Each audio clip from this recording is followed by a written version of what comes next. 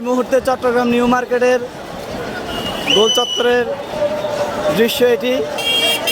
এখানে উৎফুল্ল জনতা, কেউ ছবি তুলছে, কেউ তাদের খুশি প্রকাশ করছে।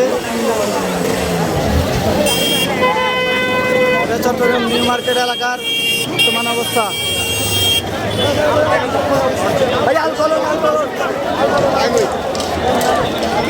মানুষ স্বাধীনভাবে নিজের বসে আছে।